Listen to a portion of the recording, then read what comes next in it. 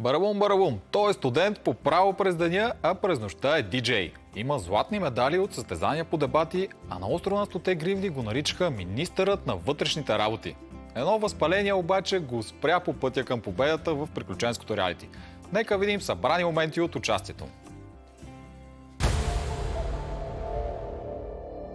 Тази сутрин е малко по-тежка от останалите, но гледам да се справям с някои медицински неща, които ми се случват. Много ме боли единия крак, т.е. по-скоро изтръпва, защото имам дискова херния. И се надявах, това да не е някакъв проблем. Това, че оставам твърде дълго време наблюдател, определено вкарва някакво напрежение в мен, защото вече искам да изляза на терен, да усетя адреналина, да усетя емоцията. Не знам колко ще издържа, защото много ме боли крака. Така ли? Обаче ще дам всичко от себе си. Ти попремине от положителните емоции. За да може главата на змея да бъде отсечена. Има ли някой, който желае да напусне острова на 100 гривни по своя воля?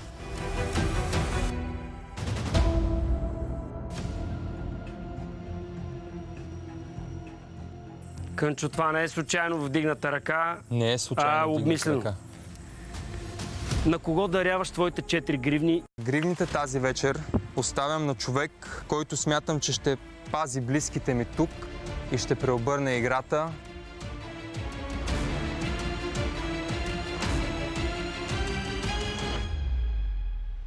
И това е Влади.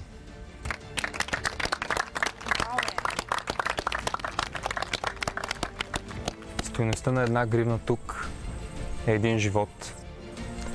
Смятам, че дарявайки 4 живота на Влади, той ще опази близките ми Ати и Нина. Ще ги пазя, брато. Ще ги пазиш. Мъжка дума си дал. Сблъсках се с трудностите, с мизерията, с оскъдната храна, но пък научих най-важния урок. Приятелството е всичко.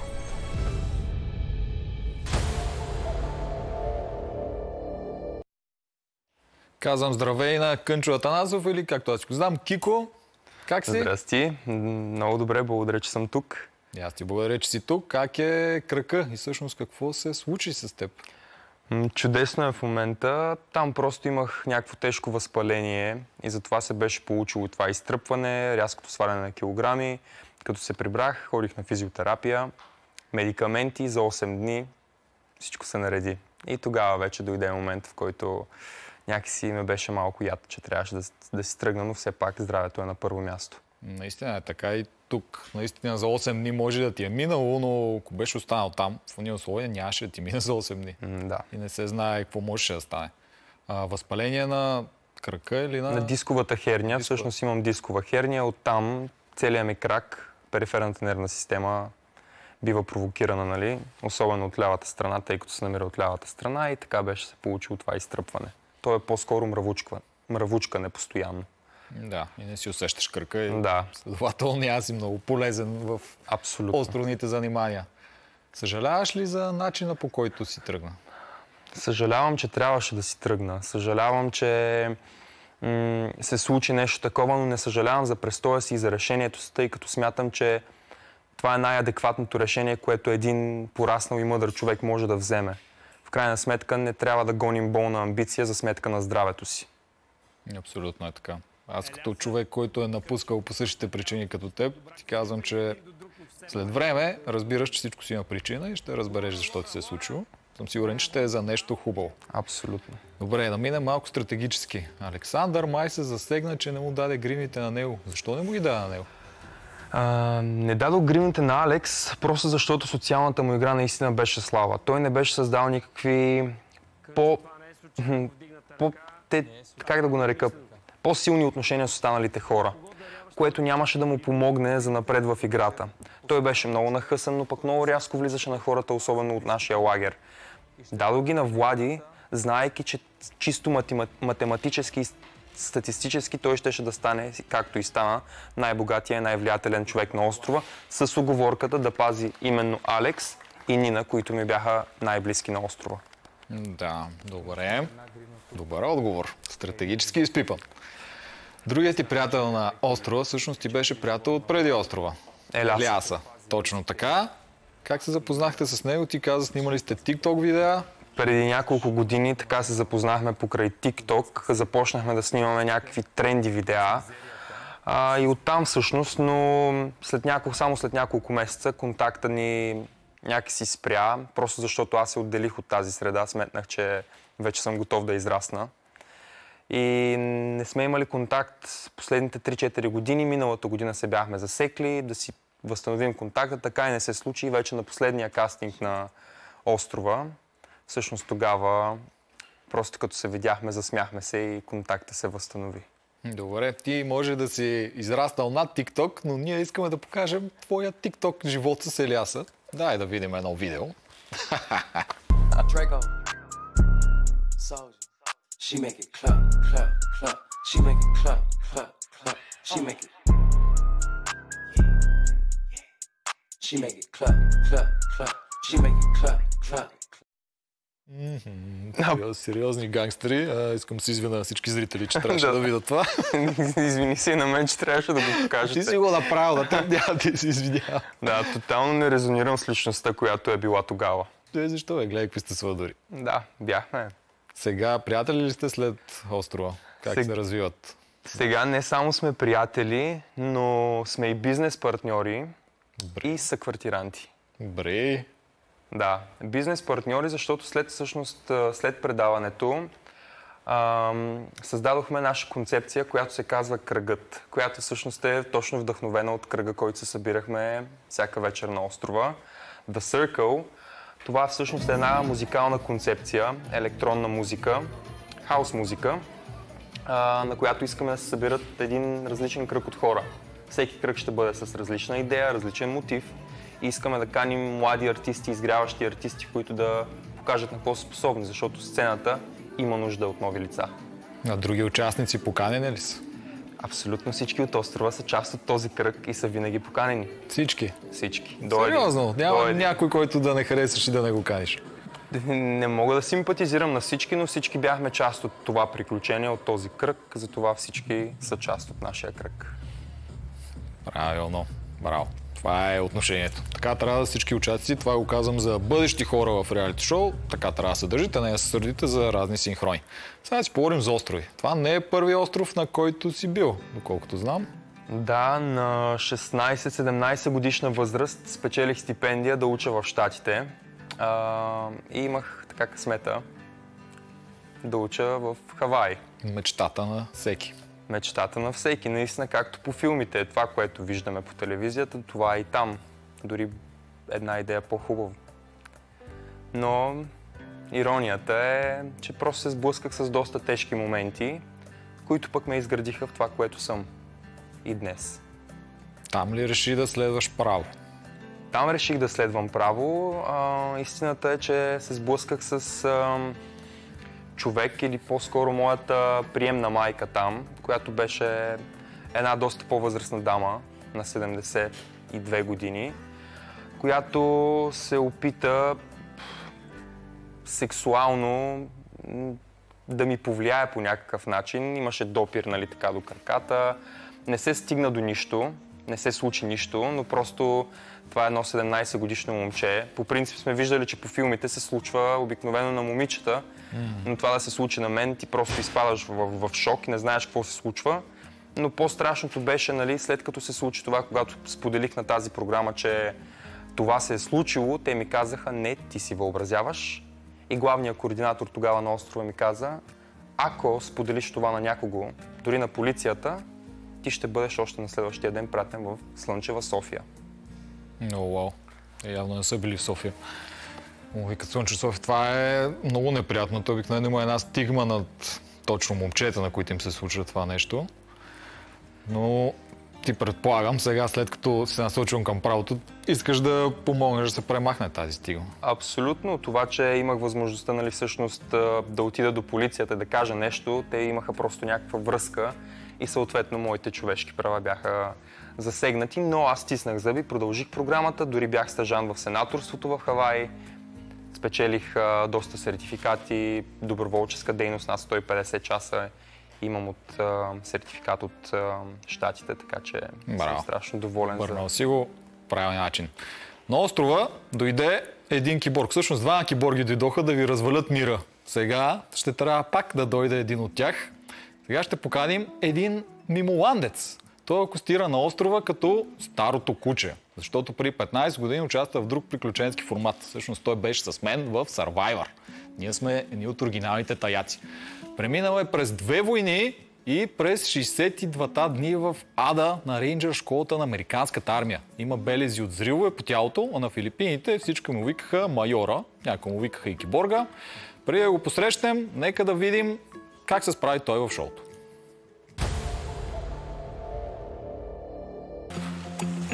Идва към нас. Кой е това? Ах, бе, човек! Джулия ли е, бе? Здравей! Здрасти! За нас ли си? Айде! Чакайте ме поносите. Аз съм Вера. Здравей, Иван. Приятно ми е. Здрасти. Майора е абсолютно страшилище и със сигурност всеки човек така му действа респектиращо. Малък съм го искал и съм искал да бъда най-добрия военен. Аз имам и посттравматичен стрес. Там тогава много ти се тества волята. Няма спане, има ядене, ама то е много малко. Първо, ние гориме 5000 калории на ден, но ядеме 1000. Това го все едно ми е картечница, така съм я фана. Така ли да се държи? Картечницата си я носиш като бебенци, тя е тежка. Малко ми е жал за Ванката, защото той трудно се адаптира. Той е много голям и силен мъж. Може би не е очаквал чак такъв глад на острова. Храним се основно веднъж на ден. Виждам, че вече му е тежко, виждам, че пести енергия. От вчера той стои само под навеса и разплита една корда. Имам си моите демони в главата, които са свързани с моето минало, които по някакъв начин тук острова ги отключва.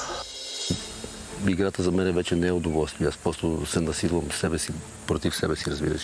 Ако ми изпратиш на играта, най-вероятно ще я спечеля. Това ти го казвам, харабийската като мъж на мъж. Няма стратегии, няма глупости, разбираш. Няма се тук да те лъжа в очите. Най-вероятно ще я спечеля тая игра и мога да си дам гривните, който кажеш. Моето решение е Иван да остане в играта. Аз съм се подготвил и ментално, и психически да си хода.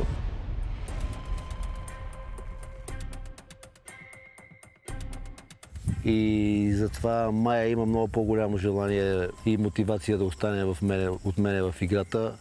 И затова ще й дам тази гривна, тя да продължи. Майоре, благодаря ти. Много благодаря.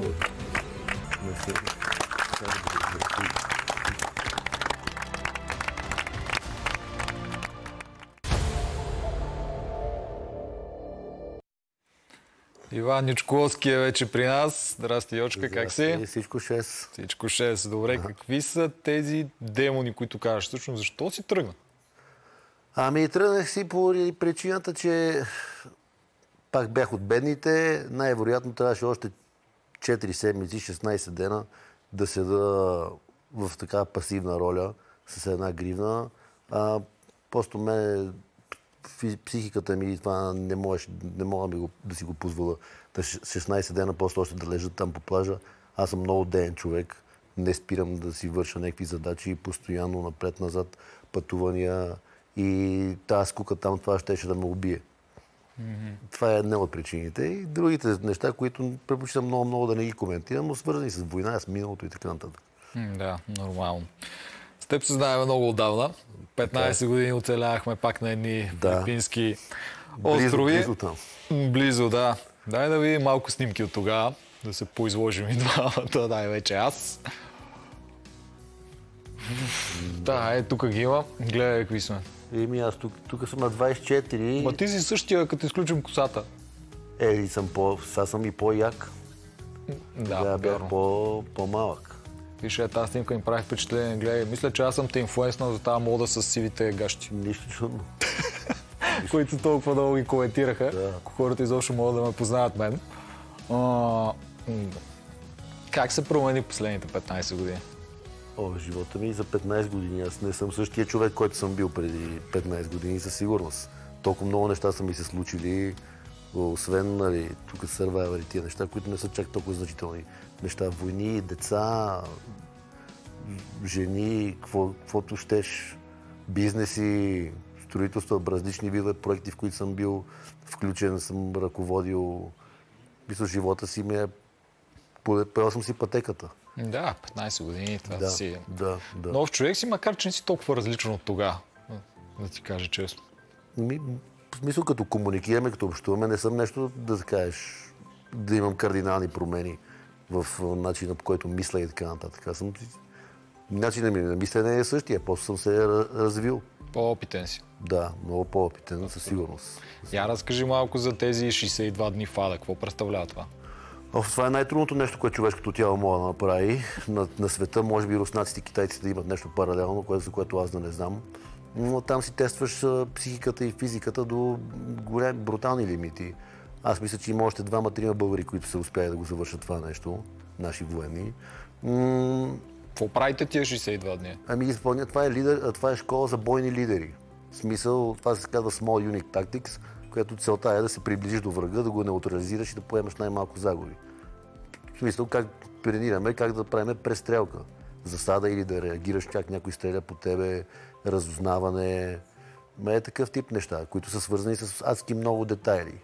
Кой как ще застане, къде си приплетеме краката, какви са сигналите, ако те удара един път с лявата ръка, знаеш, стреляй наляво, надясно. Е такъв тип неща, които са много трудни, когато не си спал и не си ял. Носиш една огромна раница. Колко кила? Според зависи, 30-40 кила, всеки носи по 2-3 снаряда за минохвъргачката. Разбираш, и това е много... Едно от най-трудните неща, които човешкото тяло може да направи. Колко време седите там без спане и без ядене? Според зависи, то си зависи от тебе. Ако си свършиш мисията на време, може да легнеш в един и да спиш до 3, до 4.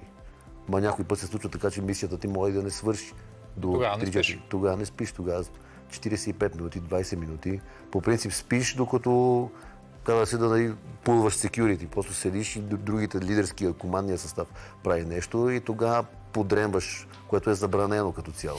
Но то е невъзможно, защото тялото ти заспива. Да, ужас. Да. Това е нещо, което ми е променило живота и ме е направило такъв, като съм в момента. Направите по-тъв, по-як. Променя ти психиката. Това е човек в нормални обстоятелства няма как да си го причиниш това сам на себе си. Това други хора трябва да те накарат да го направиш това. След като го минеш, знаеш, че горе-долу няма какво да бутнеш живота. Защото си минал това нещо. Това е, по принцип, там стратегията, това се нарича Force Multiplier. Не може всички да сме такива в пехотата. Лидера трябва да е един такъв, и това, което го е научил, да го отиде и да го предаде на неговия взвод. Не да ги кара да не спят, да не ядат, да влачат сумати килограми, но да знаеш, че можеш и какво трябва да очакваш от другите. Това е цялата идея на цялата работа. И това е много скъпо удоволствие, по принцип. Струва много пари на държавата. Нормално, пък прави такива бойци. Така че това те е променило. Нещо друго, което е променило е семейството, бащинството. Как те промени? Това е най-голямото богатство, което човек може да има, са децата. Колкото и деца да имам, няма да ми стигнат. Това е нещо... Хората, които имат деца и се грижат за децата си, просто го знаят това нещо. Как успяваш да съчетаеш спорта, бизнес и семейство в един ден? Трудно ми е. Аз съм високо динамичен човек и затова делегирам много от тези задължения на майката. Тя ги води децата по тренировки, по занимания. Моите деца тренират още от малки. Какво тренират? Тренират волейбол, плуване, лека атлетика, борба. Направо всичко. Това не е постоянно да е паралелно, но лятото беше времето, което трябва да си подобряваш уменията. Не е да седим и да играем на компютъра по цяло лято. Много са ангажирани децата ми. От на курсове, това е бъдещето и аз инвестирам в тях. Правилно правиш. Размекват ли те? Моля? Размекват ли те? Разбира се, аз толкова много ги обичам, че разбира се, че ме размекват. Старая се да съм строг и твърд, когато трябва, но е трудно, защото особено на момичето, просто много и пускам. Но ти не я караш ли да ходи на борба? Не. Само на женски спортове. Само на женски. Въпреки, че всяка една жена трябва да знае как да се защитава, затова жилжицето е много хубав спорт за момичета, но още е малка. Значи да очаква жилжица, ако не... 100% ще го учи това нещо за самозащита. Ето, виждаш, Кънчо, какви неща разправя. Всеки един мъж, моята философия е, че всеки един мъж трябва да има способността да се бие. И всяка една жена трябва може да се защитава. Да се защитава, да. Много ви благодаря и на двамата. Ще преминем в надкаст съвсем скоро, където ще си поговорим в детайли за всичките тези неща. А сега